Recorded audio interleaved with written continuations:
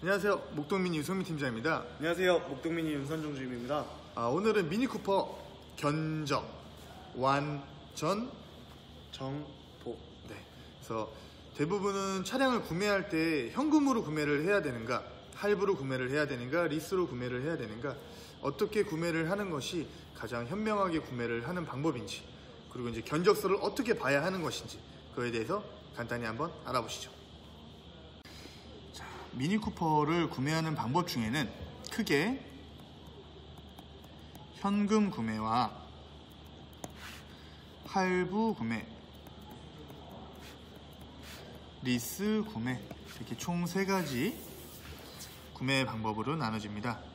차량가 전액을 현금으로 주고 구매하는 방법이 현금 구매가 되겠고요. 차량가 전체 금액 중에 원하시는 금액만큼만 선 지불을 하시고, 나머지 금액을 이제 원하시는 할부 개월수로 나눠서 월 납입금으로 내시는 구매가 할부 구매가 되겠고요. 리스 같은 경우에는 본인의 명의로 구매를 하면 안 되시는 분들이나, 아니면 이제 뭐 사업자분들, 이제 사업자 비용 처리를 원하시는 분들이라든지 이제 뭐 그러신 분들께서 구매하시는 리스 방법이 있는데, 리스는 대부분 이제 잔존 가치라는 개념을 둬서 선납금이 이제 선납금형과 보증금형으로 나눠지는데, 초기 선납금 내지 보증금을 제외한 나머지 금액을 개월수로 나눠내는 리스료로 나눠내는 리스 상품, 이렇게 나눠지는데요. 먼저 할부 견적부터 좀 이번 견적은 컨트리맨 기본형 D 모델을 한번 이제 견적을 내봤는데요. 차량가 4,340만원, 차량가는 컨트리맨 D 모델은 4,340만원이죠. 그리고 이제 그 달과 그때에 따른 이제 프로모션 금액은, 공식 프로모션 금액은 뭐 매달 다르기 때문에 적용을 하지는 않았습니다. 그건 이제 뭐 판매처에 문의를 해보시면 이제 프로모션 금액이나 이런 건 전시장에 문의해 보시면 정확하게 아실 수가 있고요. 그래서 최종 구입 금액이 이렇게 되는데, 자, 그럼 이제 그 외에 이런 금액들이 무엇인가를 굉장히 이제 궁금해하시는 분들이 많은데, 일단 7%를 취등록세로 이제 나오게 되고요. 그리고 이제 도시 채권 공채 비용이라고 해서 서울에 거주하시는 분들 같은 경우에는 이제 서울의 도로를 이용하는 비용을 내신다고 생각을 하시면 돼요. 지금 뭐 서울 공채가 현재는 뭐 13%에서 14% 정도 되기 때문에 지금 한 13, 14%를 적용했을 때 이 정도 금액이 되는데, 이 공채 비용 같은 경우에는 매일매일 시세가 다르기 때문에 이거는 등록 후에 차익이 발생이 된다면 리턴이 될 부분이고요.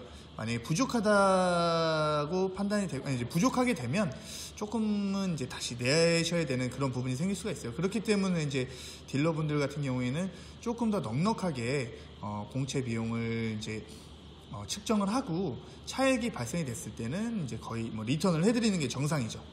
이거는 뭐 정확한 금액을 맞출 수가 없는 부분이기 때문에 좀 양해를 해주셔야 돼요. 근데 다만 이 부분에 있어서 뭐 부당 이익을 취하는 그런 딜러가 있으면 안 되겠죠. 이제 기타 등록 비용은 이제 고객님께서 직접 구청에 가셔서 등록을 하기는 어렵기 때문에 이제 이 대행 업체를 통하여 이제 등록을 하는 이제 그런 대행 수수료라고 보시면 되고요. 탁송료 같은 경우에는 이제 평택항에 미니가 도착을 해서 이제 저희 전시장으로 단체 캐리어로 오는 이제 그런 비용이라고 보시면 되겠습니다. 그러면 총 차량 구입 비용이 4,660만 원인데요. 그 중에 초기 선납금을 30% 1,300만 원을 초기 비용으로 내셨을 때 그 외 나머지 금액이 3,300만 원이 됩니다. 그러면 초기 비용을 1,300만 원을 내셨기 때문에 남은 금액 3,300만 원을 대출을 이용하시게 되는 겁니다. 그래서 3,300만 원을 36개월 할부로 이용을 하셨을 때 처음에 1,362만 원을 내셔야 되겠고요. 월 100만 원씩 36개월 내시게 됩니다. 근데 아까 30% 1,302만 원이라고 하지 않았나요? 근데 여기 보면 1,362만 원이 되죠. 이 금액은 위에 보시면 이제 공채, 기타 등록 비용, 탁송료가 포함된 금액으로 요 금액이 발생이 되게 됩니다. 그리고 여기 보시게 되면 할부 같은 경우에는 근저당 설정비를 고객님께서 처음에 납부를 하시지만 요 부분 같은 경우에는 등록 후에 고객님 계좌로 이제 BMW 파이낸셜에서 자동 리턴이 되니까요. 요 부분은 처음에는 고객 부담으로 여기 적혀져 있죠. 리스사 지원이라고. 계약 발생 후 환급이라고 적혀져 있죠. 그래서 요거는 차량 등록 후에 고객님 계좌로 자동으로 환급이 될 겁니다. 지금 요 금액에는 원래 사실상은 취등록세 부분이 포함돼서 한 1,600만 원 가까이가 나와야 되는데 지금 취등록세는 대출금에 포함을 시켰고요. 요 부분은 처음에 따로 내셔도 되고요. 아니면 지금처럼 대출금에 포함을 시킬 수도 있습니다. 어때요? 견적 좀 어렵나요? 총 구매 비용에서 이 부과되는 비용을 합계를 다시 포함된 금액이 구매 총 구입 비용이 되고요. 거기서 초기 비용을 뺀 나머지 금액을 대출을 이용해서 뭐 36개월도 되고요. 60개월도 되고요. 뭐 최대 장기 할부는 84개월까지 됩니다. 그래서 초기 비용을 뺀 나머지 금액을 월 할부금으로 내시게 됩니다. 그럼 여기서 이렇게 높은 이유를 이용하면서까지 BMW 파이낸셜을 이용해야 되는 이유가 있냐? 아마 요 할인 금액에서 저희 BMW 파이낸셜을 이용하셨을 때와 이용하지 않으셨을 때의 할인 금액 차이가 큽니다. 그거는 이제 더 발생되는 이자 부분과 할인 금액을 잘 계산해 보시고 뭐 어차피 BMW 파이낸셜을 이용을 못했을 때 할인을 못 받는 부분이 크다면 현명하게 판단을 하셔서 더 좋은 쪽으로 구매를 하시는 게. 근데 이제 뭐 저희가 딜러 입장에서 보면 이율은 높지만 할인을 더 받는 부분을 계산기 두드려서 계산을 해보면 아무래도 뭐 BMW 파이낸셜 이용을 하는 게 더 이득인 부분이 많더라고요. 그래서 견적은 이렇게 자세히 한번 알아봤고요. 이렇게 자세하게 설명을 했는데도 이해가 안 간다. 지금 바로 전시장으로 전화 주세요. 안녕하세요. 목동미니 윤선중 주임입니다.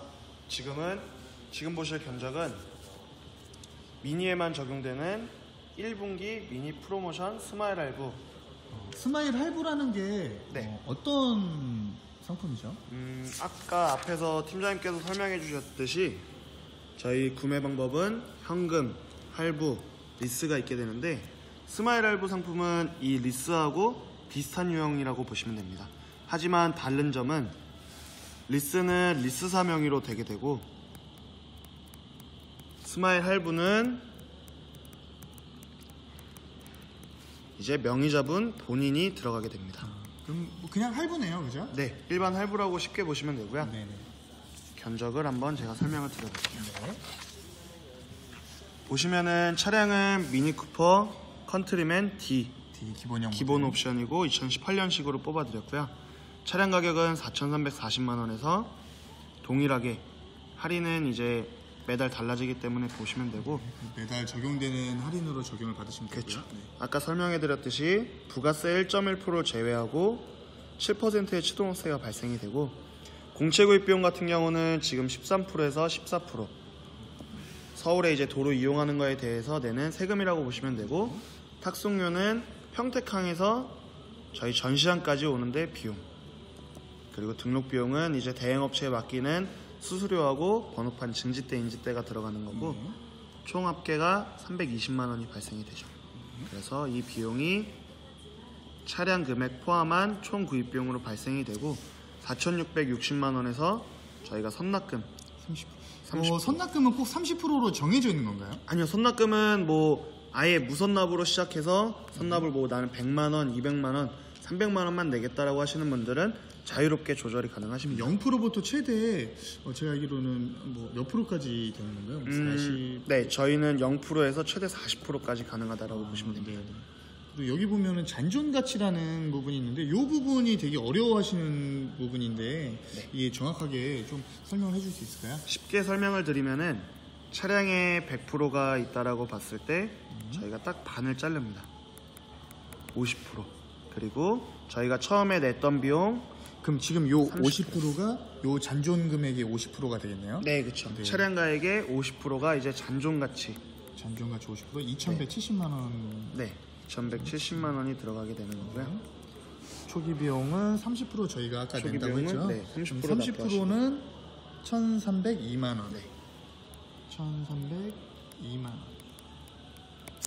그럼 요 지금 가운데 비어 있는 요 금액을 이 36개월 금액을 동안 네, 20%가 남게 되는데 네. 선납금을 제외한 나머지 금액이 20%가 남게 되는데 45만 6천. 이 금액을 36개월 동안 45만 6천. 339원.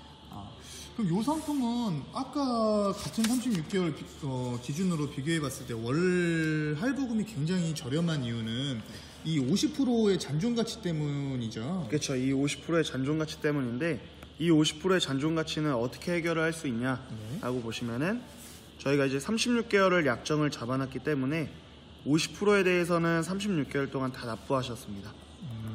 36개월 뒤에는 이 50%에 대해서 내가 이 차가 마음에 든다 라고 하면은 인수가 가능하시고요. 50%를 내고 인수를 하거나 50%를 내고 인수하거나 아니면 또는 반납.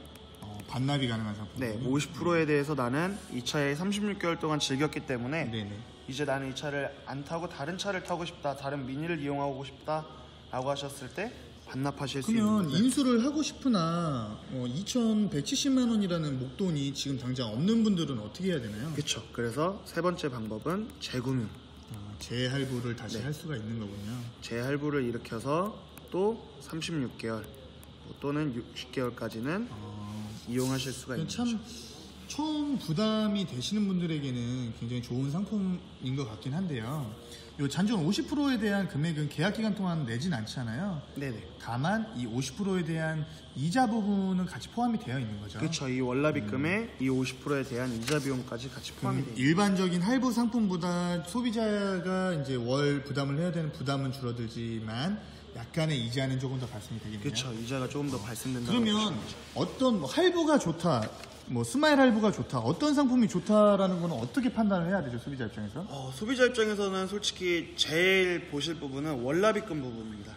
월납입금. 네, 그러니까 매월 내가 부담할 수 있는 금액을 최대한 줄이냐, 아니면 높이더라도 내가 빨리 이 차를 내 명의로 완전히 인수를 하느냐, 그 차이라고 그럼 뭐 보시면 결국은 어떤 게 좋다 안 좋다가 아니라 이제 내 여건에 가장 그렇죠. 맞는 그런 이제 뭐 너무 그렇잖아요. 뭐 월 100만 원씩 월 할부금을 내고 차를 타기는 사실 쉽지가 그렇죠. 않잖아요. 쉽지가 이제 않은 뭐 쉬운 분들도 계신 반면에 그렇죠. 그래서 아직 뭐 미니를 타는 이제 연령대가 조금 어린 분들도 많고 이제 뭐 경제적으로 넉넉하신 분들도 많겠지만 그래서 이 할부 상품을 이렇게 평균적으로 이용을 하셔도 되고 아니면 이렇게 부담 없이 이용할 수 있는 스마일 할부라는 이런 상품을 이용을 해도 된다는 점. 네. 그러니까 미니가 어떻게 보면은 좀 월 초기 비용 부담 없이 월납입금 부담 없이 이용을 할 수 있는 그런 상품들이 많아요. 그럼 여기 초기 비용을 30% 안 냈을 때 네. 초기 비용을 없을 때 탔을 때는 거의 월납입금이 한 60만 원에서 네, 70만 원 60만 원에서 정도 70만 원 네, 정도. 나오겠네요.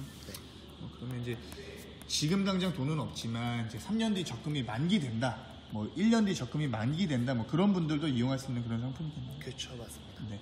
그러면 이제 또 소비자가 궁금해할 수 있는 부분들은 견적에서 내가 호갱을 당하지 않을까, 사기를 맞지 않을까, 뭐 그런 부분들이 있나요? 꼭 체크해야 되는 주의사항이 있나요? 견적을 볼 때? 체크해야 될 주의사항은 그러니까 보시면은 이게 전산적으로 정해져 있는 게 아니라 딜러 이미디로 바꿀 수 있는 부분이 있다면 어떤 부분들이 있을까요? 바꿀 수 있는 부분은 이 세 가지입니다.